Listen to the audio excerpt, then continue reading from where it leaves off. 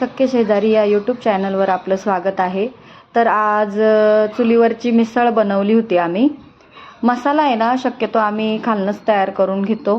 मसाल्यामध्ये मी कांदा, लसूण, टॅमॅटो, आलं, कढीपत्ता, कोथिंबीर आणि थोडा गरम मसाला पण टाकला होता। ते सगळं मिक्सरमध्ये काढून आणि डायरेक्ट चुलीवरती करायला घेतली।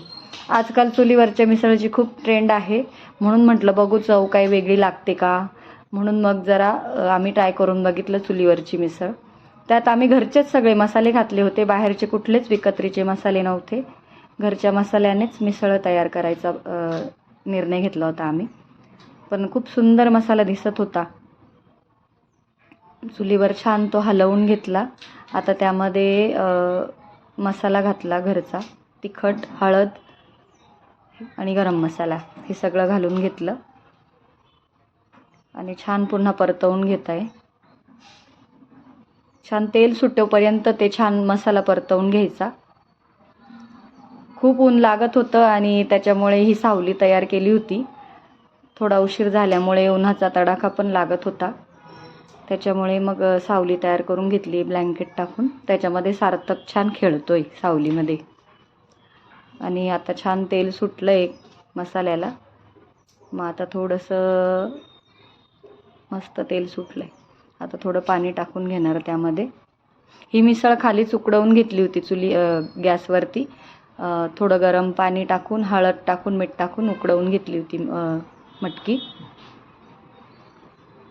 आणि छान मटकी त्यात टाकून घेतली आणि आता पुन्हा याच्यात थोडं पाणी वाढवून घ्यायचं। गरम पाणी करून घेतलं होतं हे।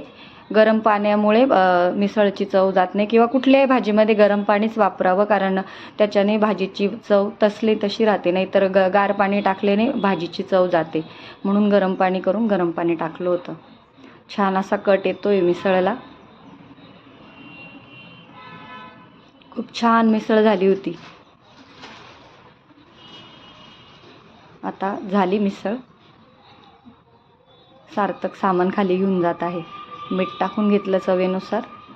खूप छान अशी तरी आली होती मिसळला। चवीला पण खूप छान झाली होती। हे बघा, आता उकळोस्तोवर ठेवायची आहे चुलीवरती अजून। थोडी उकळी फुटोस्तोवर, जशी जशी उकळ येईल तशी तशी त्याला तरी वरती येत चालेल। वरण मग नंतर कोथिंबीर घालून घेतली। खूप सुंदर दिसत होती मिसळ। सगळ्यांच्या तोंडाला पाणी सुटेल अशी मिसळ झाली होती। बघूनच असं वाटत होतं की लगेच घ्यावी आणि खावी। काय करता बाहेरच्या मिसळला, घरचीच मिसळ खूप छान लागली। ही अशा पद्धतीने छान मिसळ तयार करून घेतली। चुलीला एका साईडला जाळं लावायचं काम चालू होतं, कारण उकळी येण्यासाठी मिसळला। जसं जसं ती उकळत चालली होती तशी तशी मिसळचा रंग वेगळाच होत चालला होता। पाहून अगदी तोंडाला पाणी सुटेल अशी मिसळ झाली होती। तर तुम्हाला असेच आमचे व्हिडिओ आवडत असतील तर आम्हाला लाईक करा, शेअर करा आणि सबस्क्राईब करा। आणि छान उकळी फुटली। थँक्यू।